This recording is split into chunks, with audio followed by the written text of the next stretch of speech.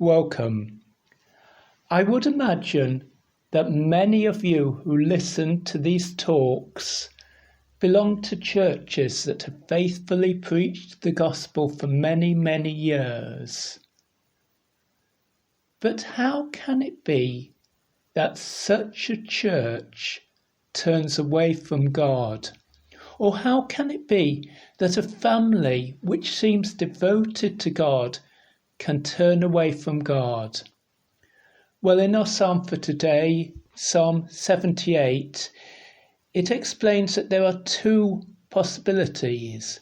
The one is that the people alive now and who are serving God now can turn aside, maybe following their own lusts and their own desires and failing to trust in God. And the other is that they can fail to teach the children to serve God.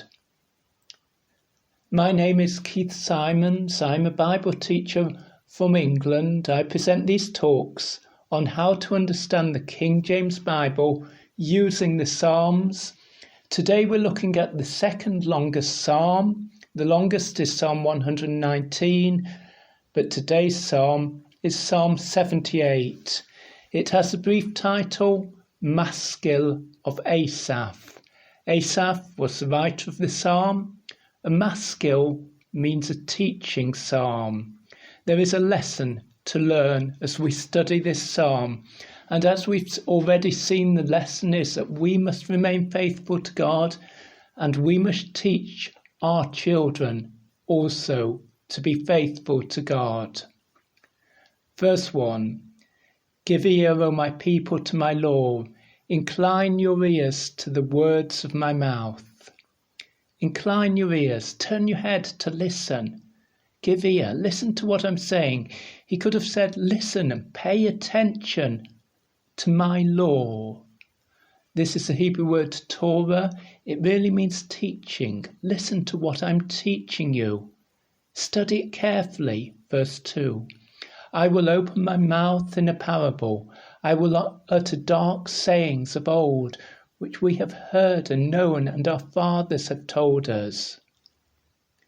Yes, we've learnt these things from the past, from those who've lived before us, from those who've followed the faith before us, and we must teach these things. We must teach them because they're dark sayings. They're difficult to understand. Unless people are taught, they may never understand them. So Asaph, the author of this psalm, declares, I will open my mouth. I will explain them. We shouldn't keep them away from our children. We've received this from our fathers. We must teach it to our children. Verse 4 and the verses after that. We will not hide them from their children, showing to the generation to come the praises of the Lord and his strength and his wonderful works that he hath done. For he established a testimony in Jacob and appointed a law in Israel, which he commanded our fathers, that they should make them known to their children, that the generation to come might know them, even the children which should be born, who should arise and declare them to their children.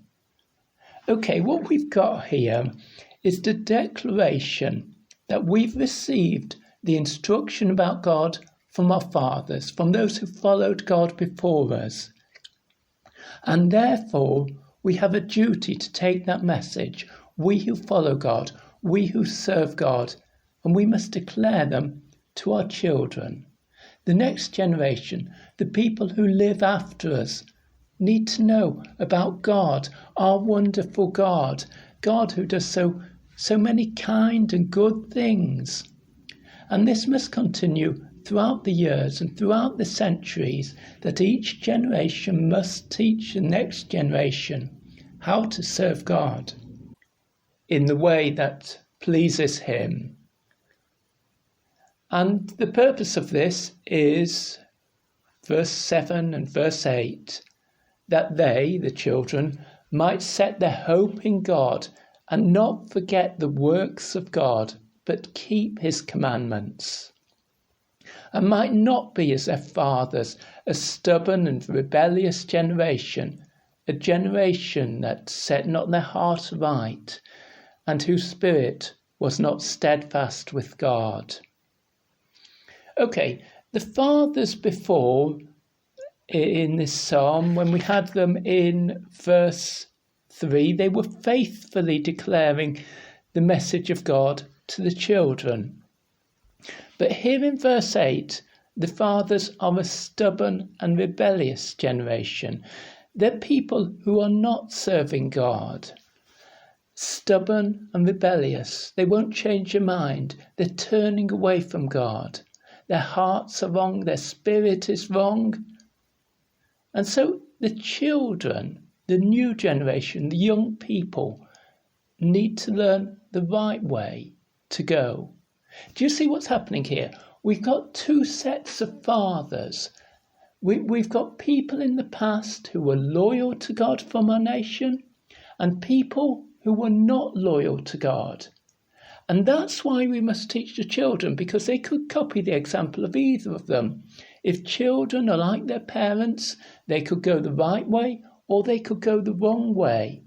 But it's so important that their hope should be in God.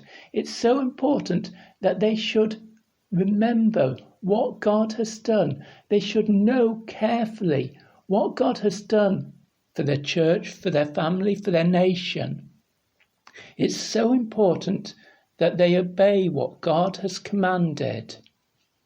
Because if the new generation, if the people to come, if the young people are to serve God, we must teach them properly. Verse 9 has a very severe warning for us. I'll read verses 9 to 11.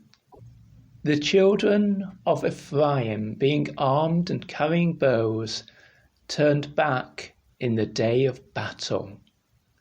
They kept not the covenant of God and refused to walk in his law, and forgat his works and his wonders that he had shewed them.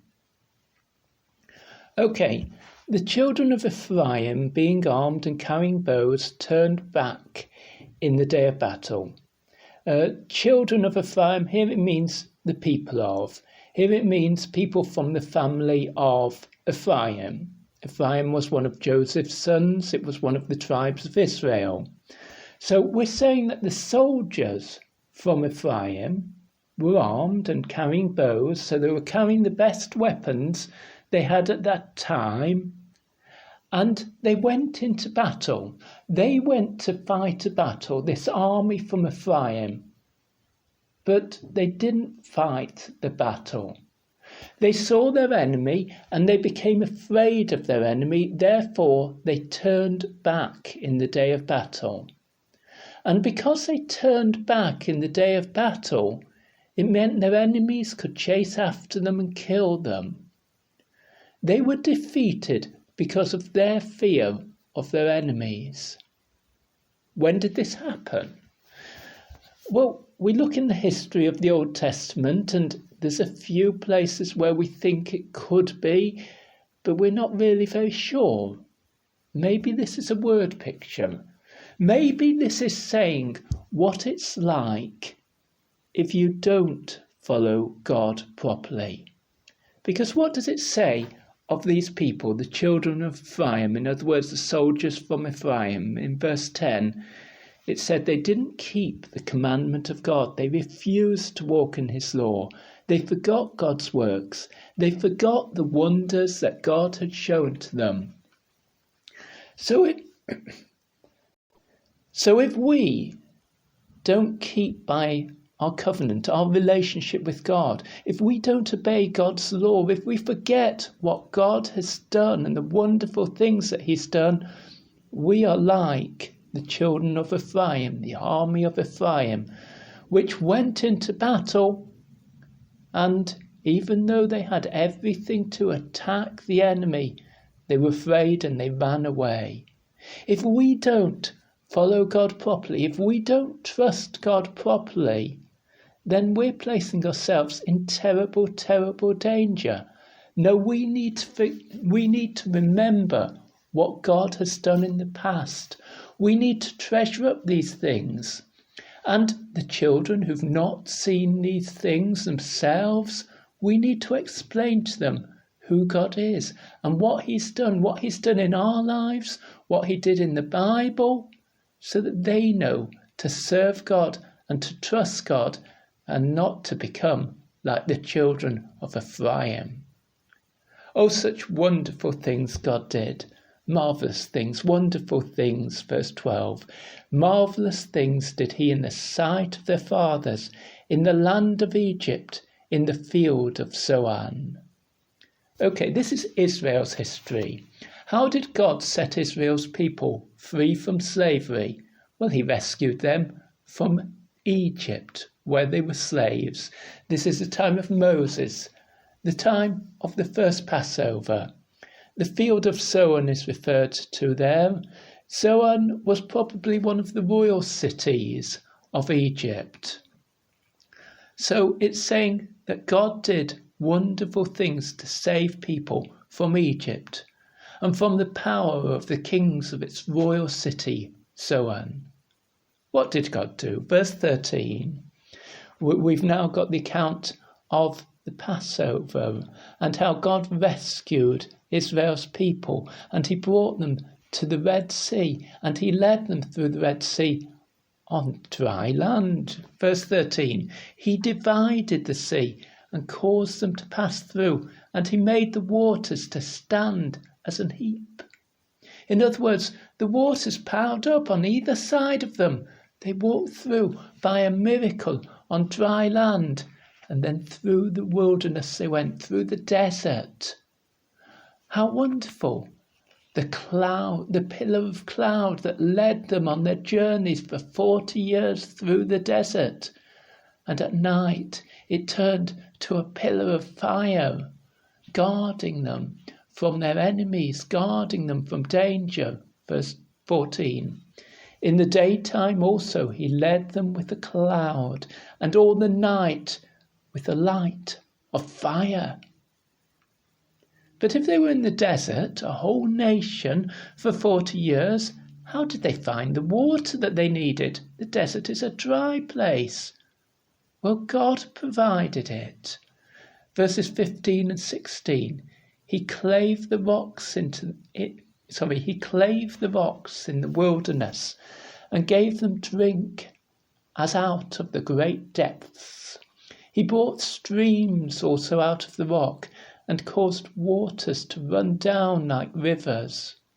Moses struck the rock, and there in the desert, water poured out, a stream of water from the rock. A miracle that God did to provide drink, to provide water to his people. And Israel's people saw this. They saw how God provided for them. And were they grateful?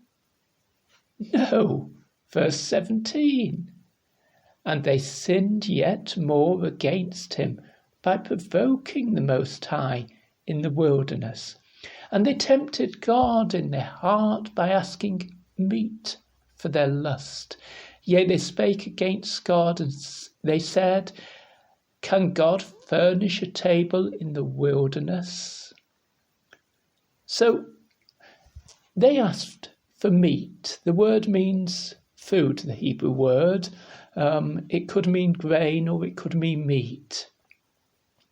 They wanted meat for their lust, for their own selfish desires. This was not wanting meat because they were hungry. This was wanting meat because they lusted after it. They desired it. They were no longer trusting God. They were seeking to satisfy the desires of their own bodies. And they doubted God. Verse 19, they said, can God furnish a table in the wilderness? In other words, can God provide food in the desert? They didn't believe God could do it. Verse 20, this is what they're saying.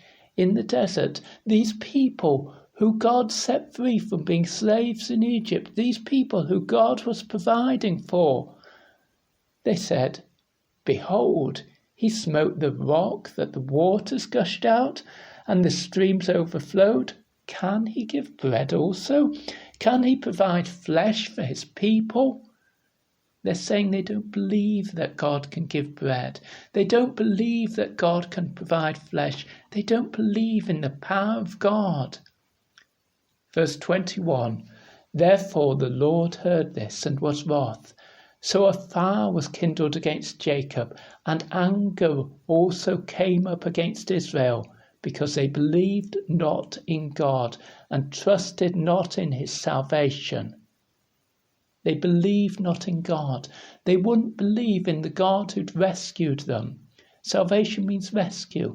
They'd been rescued from Egypt. They'd been saved from their lives as slaves. And yet they didn't believe that God could provide for them in the wilderness, in the desert. So God is wrath. God becomes angry. And there was literally a fire that burned the edges of their camp. Verse 23, though he had commanded the clouds from above, and opened the doors of heaven, and had rained down manna upon them to eat, and had given them of the corn of heaven. God provided food for his people. He provided them manna, the wonderful food. It tasted like honey and like coriander and like wafers. It was good food. God provided for them there in the desert by a miracle. For 40 years, he sustained them with this food. And this miracle was repeated daily, apart from on the Sabbath day, which God had provided for with a double blessing on the previous day, the corn of heaven, the grain of heaven it's called here. And verse 25, man did eat angels' food. He sent them meat to the full. And that word meat there, as I say, it can mean grain. It could be referring to the manna, or it could be referring to what we'll read about next. Man did eat angels' food. A beautiful way to express it. The King James translators did love beauty in language. The Hebrew is man did eat the food of the mighty. In other words, they were eating prince's food. They were eating the food that great people eat. They had luxury there because God had given them that manna from heaven. And they wanted flesh also. They wanted meat also to satisfy their lust. What did God do? Verse 26.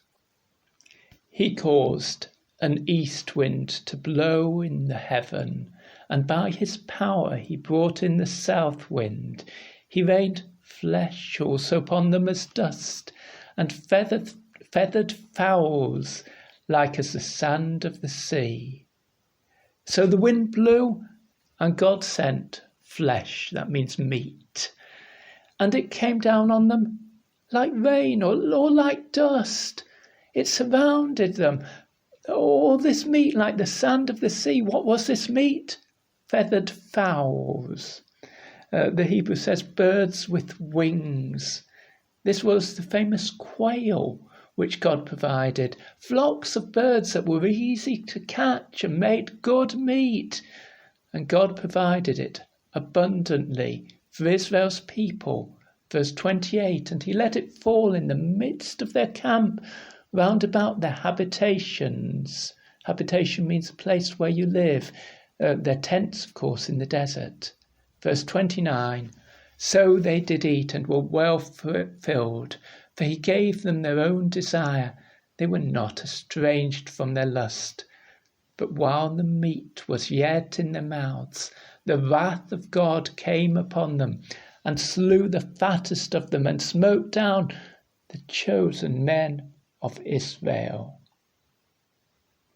Yes, God provided them with the meat that they desired lustfully, their wrong desires.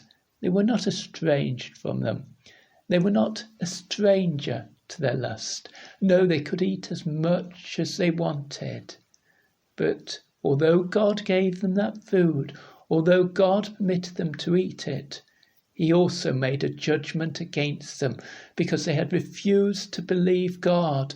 They had refused to trust in his salvation. They were turning away from God. They were rejecting his covenant, his relationship with their nation. They were following their own desires. And for that reason, in God's judgment, the fattest of them, it says here, it really means not the fattest in weight, but the strongest, the best, the most able of them died in God's judgment because they'd given in to their lusts, to the sinful desires of their hearts, and would no longer trust God. And did that turn them back to God? Verse 32. For all this they sinned still, and believed not for his wondrous works. Therefore their days did he consume in vanity, and their years in trouble. So God had killed the most impressive of them, or God had permitted their deaths in that terrible judgment when they had received the quail. But did Israel's people, as they went through the wilderness, then turn to God and believe him and obey him? No, they didn't. And in those 40 years in the wilderness, they wandered. Yes, God still provided for them. God still looked after them. But no, they didn't go into the promised land, into the rest, the place of rest that God had for them. It did cause an effect, these judgments, but it was only a partial effect upon them. Verse 34 to 37. When he slew them, then they sought him, and they returned and inquired early after God. And they remembered that God was their rock and the high God their Redeemer. Let me pause there. So they remembered that God was the rock. God was the one they should trust and build their lives on. And the high God, their Redeemer. Their Redeemer means their rescuer. They were seeking God. They were turning and they were inquiring after him. They were praying to him. They were asking for his help. But it failed to have the heart change that they needed. Yes, they had a desire to please God because they didn't want judgments against themselves. But they didn't truly want to please God. Verse 38, for their heart was not right with him, neither were they steadfast in his covenant.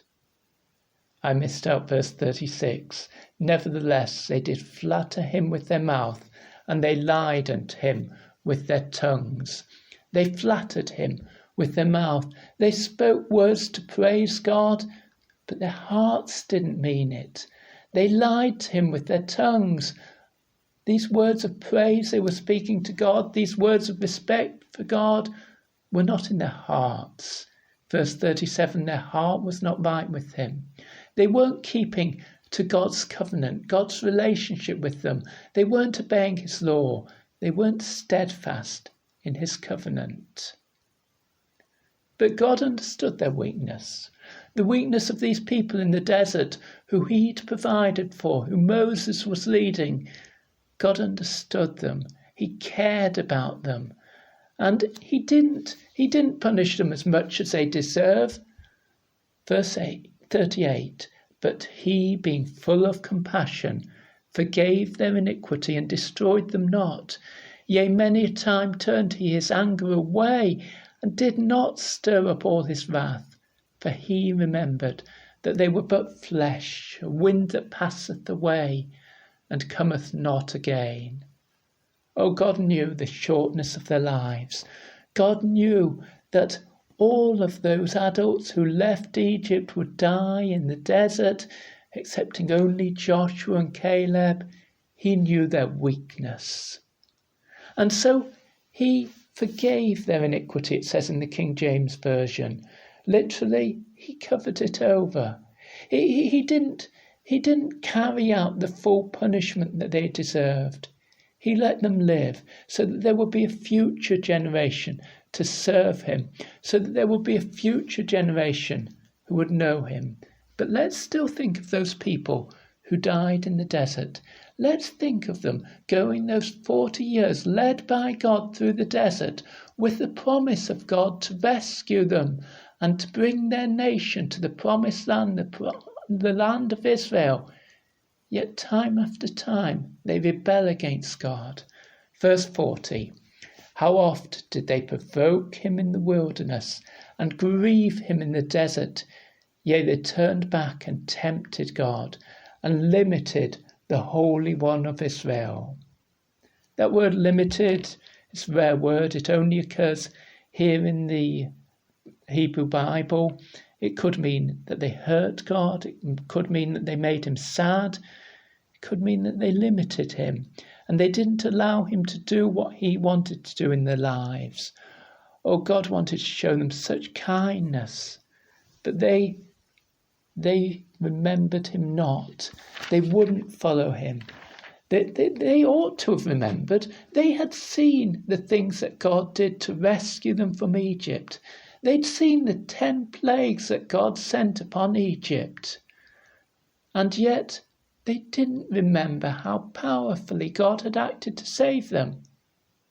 Let me read to you from verse 42. I'll read a long section now in which Asaph, the author of this psalm, records the things God did to rescue Israel's people from Egypt and the 10 plagues of Egypt, the 10 terrible things that Egypt's people suffered before they would let Israel's people leave. So let me begin with verse 42. They, that's Israel's people, remembered not his hand, nor the day when he delivered them from the enemy, how he had wrought his signs in Egypt, and his wonders in the field of Zoan, and had turned their rivers into blood, and their floods so that they could not drink. He sent divers sorts of flies among them, which devoured them, and frogs, which destroyed them. He gave also their increase unto the caterpillar, and their labour unto the locust. He destroyed their vines with hail, and their sycamore trees with frost. He gave up their cattle also to the hail, and their flocks to hot thunderbolts. He cast upon them the fierceness of his anger, wrath, and indignation, and trouble, by sending evil angels among them. He made a way to his anger. He spared not their soul from death, but gave their life over to the pestilence, and smote all the firstborn in Egypt, the chief of their strength in the tabernacles of Ham, but made his own people to go forth like a sheep, and guided them in the wilderness like a flock. So what we've just heard is a list of the 10 plagues that Egypt's people suffered. Just going through for some of the phrases which you might not be familiar with. Divers sorts of flies in verse 45. That's divers means different. So there were different kinds of flies which attacked Egypt's people. He gave also their increase unto the caterpillar. In other words, their harvest, the crops that were growing in their land. Verse 47, the vines, that's the plant on which grapes grow for wine. Sycamore trees, they're a kind of tree that bears figs, fruit for people to eat. And then there's the evil angels in verse 49. Some people believe that means God's good angels who cause something bad to happen. Now, God is perfectly good. He never does any evil act. And my understanding of that is God permitted Satan, just as you read at the beginning of the book of Job, Job chapters 1 and 2, God permitted Satan and his angels to act against Egypt's people. And of course, the last of the plagues was the sending of the angel of death. God passed over his people. That's why we get the word Passover, to protect Israel's people. But the firstborn in every Egyptian family died, the chief of their strength in the tabernacles of Ham. Tabernacles means homes. It means the strongest in every family. Ham there is used, he's the name of one of Noah's sons, and Egypt's people came from that family. So that's why Ham is used for Egypt there. So God did this great judgment against Egypt, but he brings out his own people like sheep. He guides them like sheep, like a shepherd guiding sheep through the wilderness. The Lord is my shepherd, I shall not want. And now, last, Asaph, the author of our psalm, will tell us about the journey to the promised land. And he led them, Israel's people, on safely, so that they feared not, but the sea overwhelmed their enemies. Another reference to crossing the Red Sea.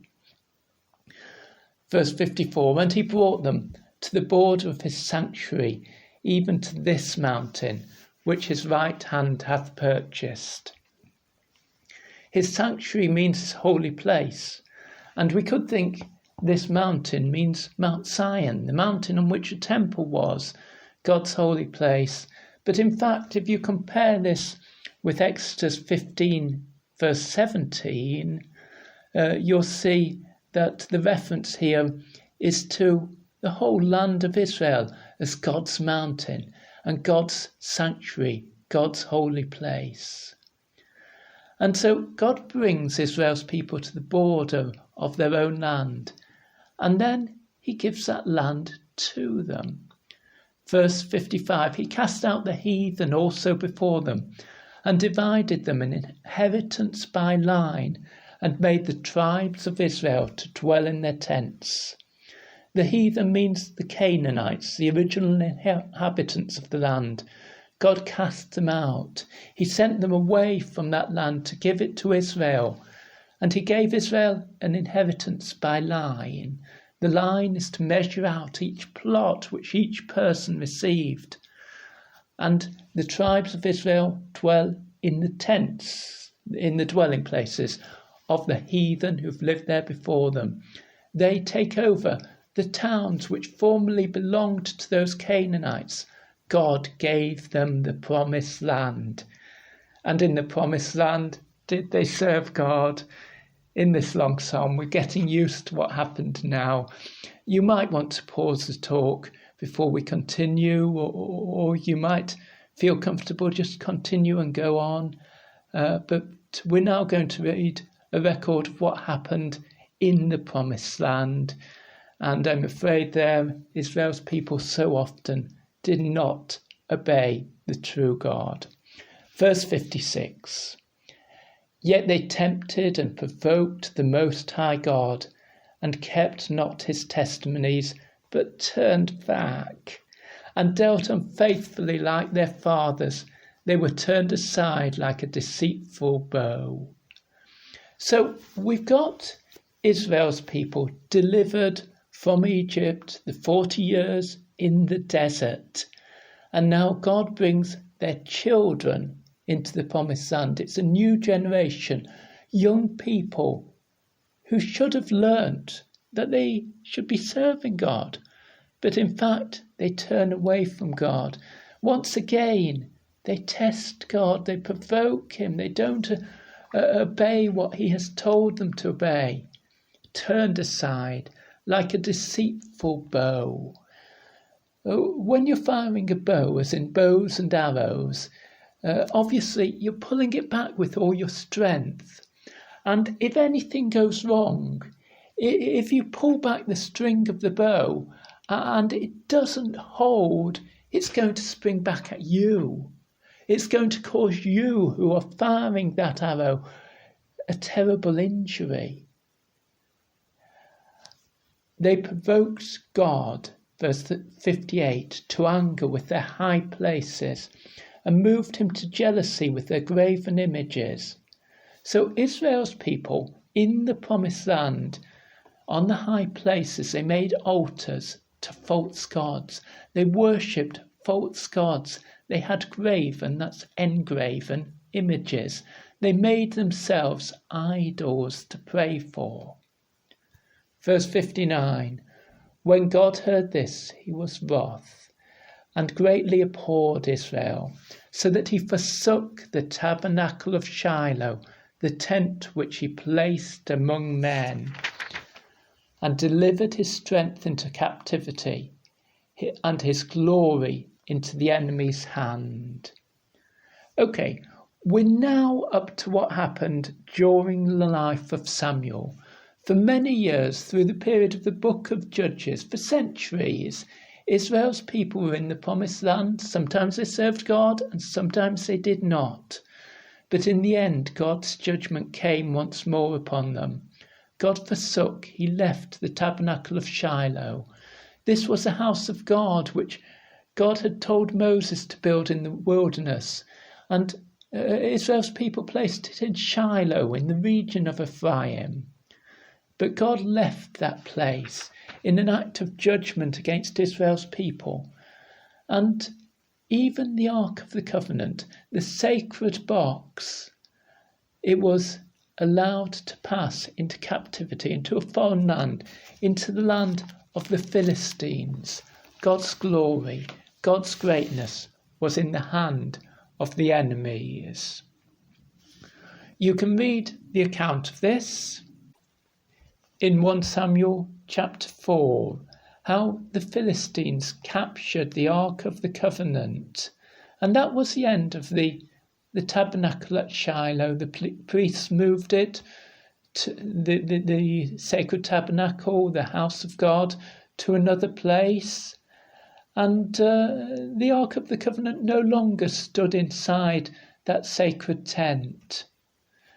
God's people suffered greatly. And the daughter of Pinchas, one of the sons of the chief priest Eli, he died in the war. And his wife, when she heard, she gave birth, but she gave birth prematurely, and she died in childbirth. And her last words were this, 1 Samuel chapter 4 and verse 22, and she said, "The glory is departed from Israel, for the ark of God is taken." And she named her child Ichabod, saying, "The glory is departed from Israel." Okay, the account of this appears in verses 62 to 64 of our psalm for today, Psalm 78. Let's start with 61. And God delivered his strength into captivity and his glory into the enemy's hand. He gave his people over also unto the sword, and was wroth with their inheritance. The fire consumed their young men, and their maidens were not given to marriage. Their priests fell by the sword, and their widows made no lamentation. Okay, if people are given over to the sword, verse 62, it means the sword kills them. In other words, they die from a sword killing them.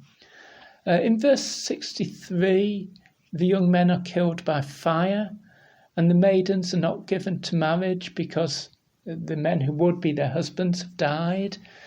Their priests fell by the sword, so the priests die in battle, and their widows make no lamentation. Lamentation means crying, because they've died too. And as we saw in the passage we just referred to, the widow of the priest died in childbirth with the shock of her hearing her husband had died. A terrible disaster in Israel because the people did not obey God. Yet did God do nothing? No, God cared about them. Verse 65, then the Lord awaked as one out of sleep, and like a mighty man that shouteth by reason of wine, and he smote his enemies in the hinder parts. He put them to a perpetual reproach. Okay, so the word picture here, a mighty man that shouteth by reason of wine. Well, we might be thinking of a drunken man shouting out at the top of his voice. Is that an improper word picture? well, Christ will return like a thief in the night. So we can't really complain about a mighty man that shouts by reason of wine. If one expression is proper, the other is too. But maybe this means that our mighty man, our strong soldier, has been refreshed by a drink of maybe the juice of the grape, and it's given him the strength to fight on and to fight fiercely. He smites his enemies, he hits them in the hinder parts, he attacks them from behind, he puts them to a reproach, to shame, to a perpetual reproach, to a shame that is continuous and never-ending. Yes, God acted on behalf of Israel's people. He acted on behalf of Israel's people. When is this? Well, surely this is when David overcame Israel's enemies on every side, including even the Philistines, who had so long been causing trouble for Israel. God powerfully acted to make Israel a safe place, a place where its people could be strong under the rule of David, their king. And that's what the final part of this psalm is about. Moreover, verse 67, God, refused the tabernacle of Joseph, the tent of Joseph, and chose not the tribe of Ephraim, where Shiloh had stood, the place where the tabernacle, God's house, had once been. But verse 68, he chose the tribe of Judah, the Mount Zion which he loved, and he built his sanctuary like high palaces, like the earth which he hath established forever. Yes, God decided that his dwelling place, his sacred place, his house, his temple should now be in Mount Zion, ruled over by the tribe of Judah.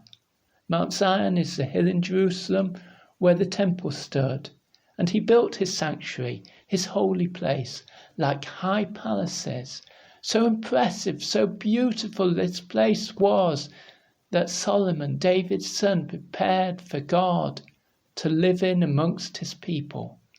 God was making his people strong again, and he chose a leader for his people. He chose a king over his people.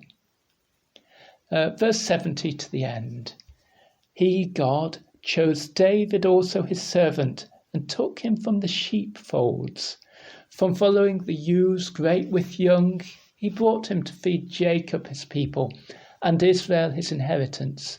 So he fed them according to the integrity of his heart, and guided them by the skillfulness of his hands. One or two difficult phrases there. The sheepfolds, that's the enclosures where shepherds would keep their sheep. The ewes, that's female sheep. Ewes great with young. Well, the Hebrew actually says that these female sheep have given birth and they're breastfeeding their young. So the picture here is of David, who as a young man was a shepherd and did look after sheep. And he learned how to look after sheep so carefully and provide food for the sheep and to protect them from all their troubles. And so God chose him, David, this shepherd boy. He would make him king over Israel, and he would look after Israel's people like a flock of sheep. So God brought David to feed Jacob his people and Israel his inheritance. And so David looked after them with integrity, truthfulness, and with skillfulness. He fed them, he provided for them, just as he provided in the past for those sheep. He provided for the whole nation to become strong so that they would be able to turn back to God, so that they would learn of him and learn his ways and learn to follow God and to teach about God to their children and to the children that were yet to be born, to their grandchildren. And, you know, David is often a word picture in the Bible for God's king, God's perfect Messiah. David couldn't couldn't permanently turn Israel's people back to God. There were so many troubles and disasters and turnings away from God that followed David in the centuries after he lived. But King Messiah is better than David. King Messiah will rescue God's people from all their troubles and from all their enemies. King Messiah will rule over all. Please write to me. My email address 333kjv@gmail.com. That's 333kjv@gmail.com. I hope you've enjoyed Psalm 78. It's the longest psalm which we've attempted in one go. I'm now going to read through the entire psalm to finish with. Psalm 78, Maskil of Asaph. Give ear, O my people, to my law. Incline your ears to the words of my mouth. I will open my mouth in a parable. I will utter dark sayings of old, which we have heard and known, and our fathers have told us. We will not hide them from their children, showing to the generation to come the praises of the Lord and his strength, and his wonderful works that he hath done. For he established a testimony in Jacob, and appointed a law in Israel, which he commanded our fathers, that they should make them known to their children, that the generation to come might know them, even the children which should be born, who should arise and declare them to their children, that they might set their hope in God and not forget the works of God, but keep his commandments, and might not be as their fathers, a stubborn and rebellious generation, a generation that set not their heart aright, and whose spirit was not steadfast with God. The children of Ephraim, being armed and carrying bows, turned back in the day of battle. They kept not the covenant of God, and refused to walk in his law, and forgat his works, and his wonders that he hath shewed them. Marvellous things did he in the sight of their fathers, in the land of Egypt, in the field of Zoan. He divided the sea and caused them to pass through, and he made the waters to stand as an heap. In the daytime also he led them with a cloud, and all the night with a light of fire. He clave the rocks in the wilderness, and gave them drink as out of the great depths. He brought streams also out of the rock, and caused waters to run down like rivers. And they sinned yet more against him by provoking the Most High in the wilderness. And they tempted God in their heart by asking meat for their lust. Yea, they spake against God. They said, Can God furnish a table in the wilderness? Behold, he smote the rock, that the waters gushed out, and the streams overflowed. Can he give bread also? Can he provide flesh for his people? Therefore the Lord heard this and was wroth.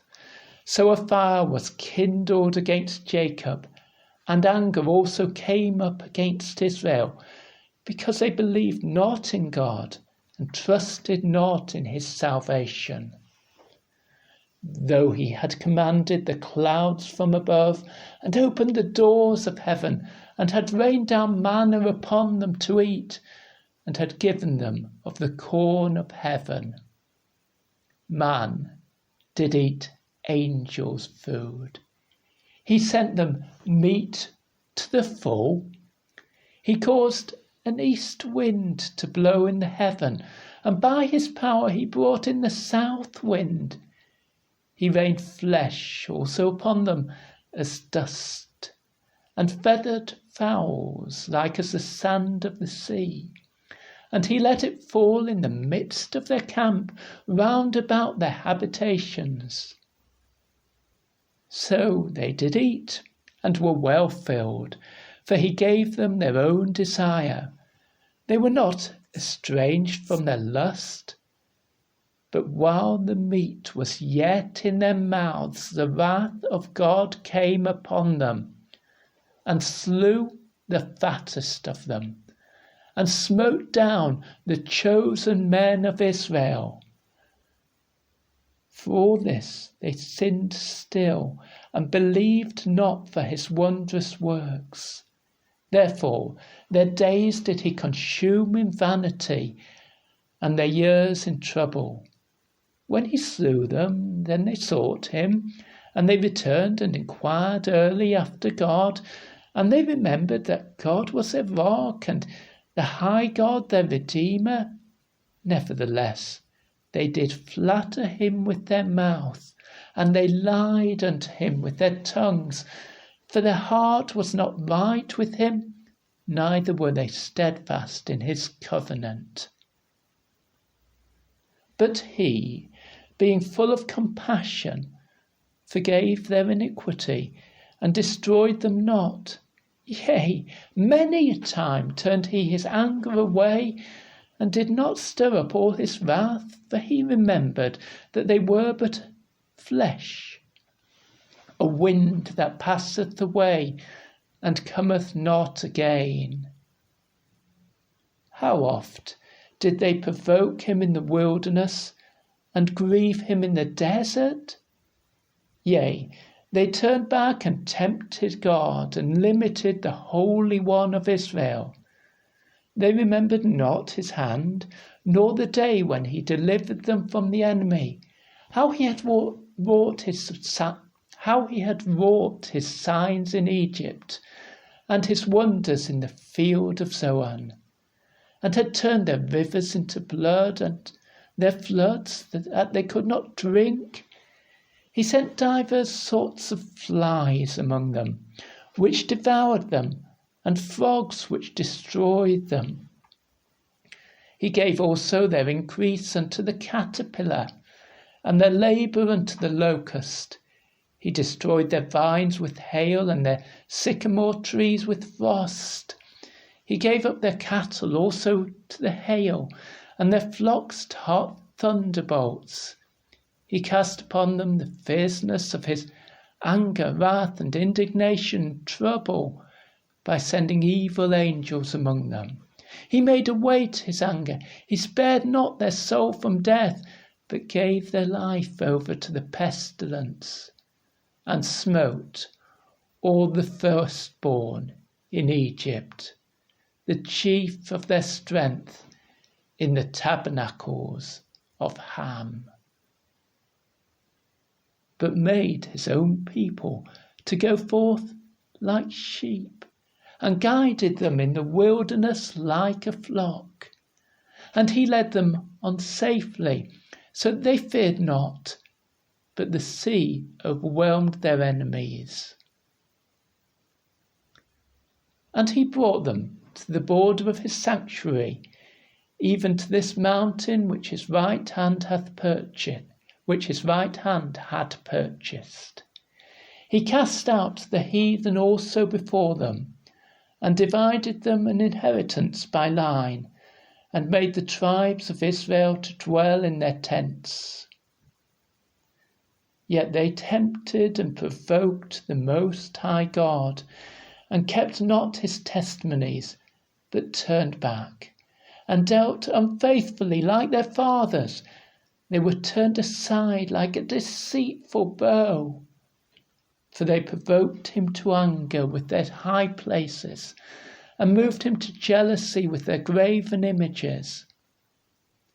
When God heard this, he was wroth, and greatly abhorred Israel, so that he forsook the tabernacle of Shiloh, the tent which he had placed among men, and delivered his strength into captivity, and his glory into the enemy's hand. He gave his people over also unto the sword, and was wroth with his inheritance. The fire consumed their young men, and their maidens were not given to marriage. Their priests fell by the sword, and their widows made no lamentation. Then the Lord awaked, as one out of sleep, and like a mighty man that shouteth by reason of wine. And he smote his enemies in the hinder parts, he put them to a perpetual reproach. Moreover, he refused the tabernacle of Joseph, and chose not the tribe of Ephraim, but chose the tribe of Judah, the Mount Zion which he loved. And he built his sanctuary like high palaces, like the earth which he hath established forever. He chose David also, his servant, and took him from the sheepfolds, from following the ewes great with young. He brought him to feed Jacob his people, and Israel his inheritance. So he fed them according to the integrity of his heart, and guided them by the skillfulness of his hands.